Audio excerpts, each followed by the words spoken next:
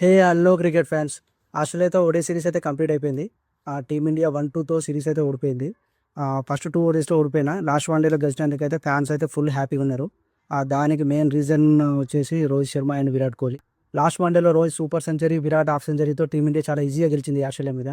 అయితే రోహిత్ శర్మకి, విరాట్ కోహ్లీకి సెంచరీలు, హాఫ్ సెంచరీలు కొట్టడం కొత్త అయితే కాదు. కానీ ఈ సిరీస్‌లో చేయడం మాత్రం చాలా స్పెషల్. ముందుగా రోహిత్ శర్మ గురించి మాట్లాడుకుందాం. ఈ వన్‌డే సిరీస్ కంటే ముందు టీమిండియా ఆడిన last one day match champion trophy final.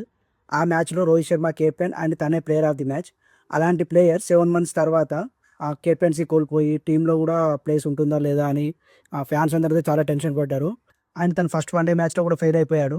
So, దీంతో యాంటీ ఫ్యాన్స్ అందరూ కూడా రోహిత్ ఫామ్ కోల్పోయాడు. తను రిటైర్ అయిపోవాలని చెప్పేసి అన్నారు.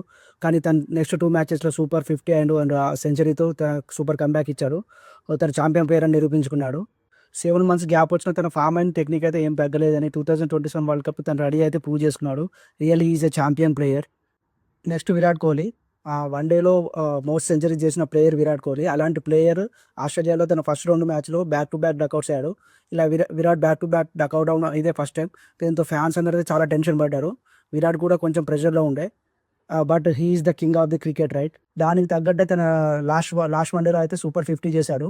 ఇదైతే మామూలు 50 కాదు. ఆఫ్టర్ 7 మంత్స్ తర్వాత and back to back ducks తర్వాత తను సూపర్ కమ్‌బ్యాక్ ఇచ్చాడు. తన ఫామ్ తగ్గలేదని, తన టెక్నిక్ తగ్గలేదని నిరూపించుకున్నాడు మరోసారి. ఫీల్డింగ్‌లో కూడా సూపర్ క్యాచ్ పట్టి తన ఫిట్‌నెస్ అయితే ప్రూవ్ చేసుకున్నాడు. దీంతో 2027 వరల్డ్ కప్ వరకు తను ఆడగలనని చెప్పేసి నిరూపించుకున్నాడు. అయితే కేవలం ఈ సిరీస్‌తోనే Rohit and Virat Kohli world cup ఆడతారని కన్ఫర్మ్ చేయలేము. ఇంకా చాలా టైం ఉంది. కానీ సెలెక్టర్లు మాత్రం వీళ్ళనైతే ఇగ్నోర్ చేయలేరు ఈ పెర్ఫార్మెన్స్‌తో. ఇంకా వన్‌డే సిరీస్‌లో మిగిలిన ప్లేయర్స్ పెర్ఫార్మెన్స్ ఒకసారి చూద్దాం. సో, గిల్ అయితే ఈ సిరీస్‌కి కెప్టెన్‌గా చేశాడు. సో, తన కెప్టెన్సీ అయితే ఓకే. మరి అంత సూపర్‌గా అయితే లేదు గానీ ఓకే. తను కొంచెం బానే చేశాడు. కానీ బ్యాటింగ్‌లో అయితే తను తెలిపాడు. సో, ఫస్ట్ మ్యాచ్ అయితే వర్షం వల్ల సరిగ్గా జరగలేదు. ఆ మ్యాచ్ అయితే పెద్ద ఇంట్రెస్టింగ్‌గా కూడా ఏం లేదు. సో, ఈ సిరీస్ ఓడిపోవడానికి మెయిన్ మనకొచ్చేసి సెకండ్ ఓడియే. సెకండ్ ఓడిఐ అయితే మన బౌలింగ్ అయితే అస్సలు బాలేదు. ఫీల్డింగ్ అయితే మరీ దారుణంగా ఉంది. చాలా క్యాచెస్ వదిలేసాం. దానివల్ల మనం మ్యాచెస్ కోల్పోయాం. అండ్ ముఖ్యంగా చెప్పాల్సింది బౌలింగ్ గురించి. సో, ఈ మ్యాచ్‌లో సెకండ్ ఓడిఐలో అయితే సిరాజ్ అయితే పెద్దగా ఇంపాక్ట్ ఏం చూపించలేదు. అయితే ఈ సిరీస్‌లో ఫస్ట్ 2 మ్యాచెస్‌లో కుల్దీప్‌ని తీసుకుపోవడం అయితే నాకు ఇప్పటికైతే కొంచెం ఆశ్చర్యకరంగానే ఉంది. ఎందుకంటే తను అంతకుముందు టెస్ట్ సిరీస్‌లో బాగా బౌలింగ్ చేశాడు. ఛాంపియన్ ట్రోఫీలో కూడా బాగా బౌలింగ్ చేశాడు. కానీ తను ఎందుకు తీసుకోవాలో అర్థం కాలేదు. కానీ అది మాత్రం చాలా ఇంపాక్ట్ చూపించింది మనకు ఈ సిరీస్ ఓటమికి. సో, బ్యాటింగ్‌లో అయితే గిల్, నితీష్ కుమార్ రెడ్డి అండ్ వాషింగ్టన్ సుందర్ అయితే పెద్దగా ఏం ఇంపాక్ట్ చూపించలేదు. సో, బౌలింగ్‌కి వచ్చేస్తే కుల్దీప్ లేకపోవడం అయితే పెద్ద మైనస్. అండ్ సిరాజ్ కూడా పెద్దగా ఏం చూపించలేదు. లాస్ట్ మ్యాచ్ అయిన ప్రసిద్ధ్ కృష్ణ కూడా పెద్దగా అయితే ఏం పెర్ఫార్మెన్స్ అయితే ఏం లేదు. అయితే మనం ఈ సిరీస్‌లో ఇంకొక ప్లేయర్ గురించి మాట్లాడుకోవాలి. తనే హర్షిత్ రాణా.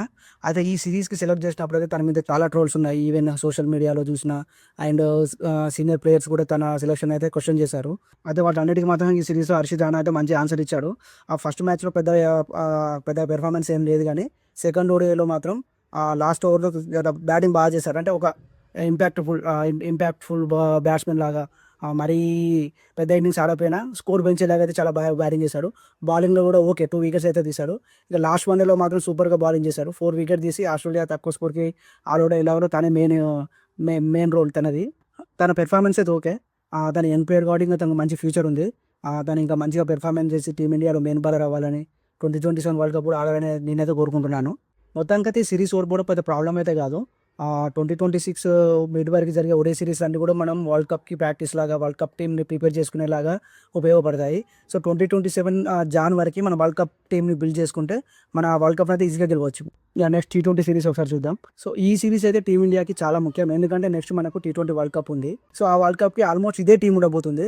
సో, ఈ సిరీస్ గెలిస్తే ఈ ప్లేయర్స్‌కి అయితే మంచి ఫుల్ కాన్ఫిడెన్స్ వస్తది. అయితే ఆస్ట్రేలియాలో ఆడడం మన ప్లేయర్స్ ముఖ్యంగా అభిషేక్ శర్మ, రింకు సింగ్, తిలక్ వర్మ వీళ్ళకైతే ఫస్ట్ టైం. సో, ఆస్ట్రేలియా లాంటి టఫ్ కండిషన్‌లో వీళ్ళు బాగా పెర్ఫార్మ్ చేశారనుకోండి, వరల్డ్ కప్‌కి అయితే ఫుల్ బూస్టప్‌తో ఫుల్ కాన్ఫిడెంట్‌తో ఉంటారు. సో, అప్పుడు మన వరల్డ్ కప్ గెలవడానికి చాలా ఛాన్సెస్ ఉంటాయి. స్క్వాడ్ ఆల్రెడీ మీరు చూసారు. సో, బ్యాటింగ్ అయితే బానే ఉంది. సో, బౌలింగ్‌లో బుమ్రా వస్తుంది కాబట్టి బౌలింగ్ కూడా బానే ఉంటుంది.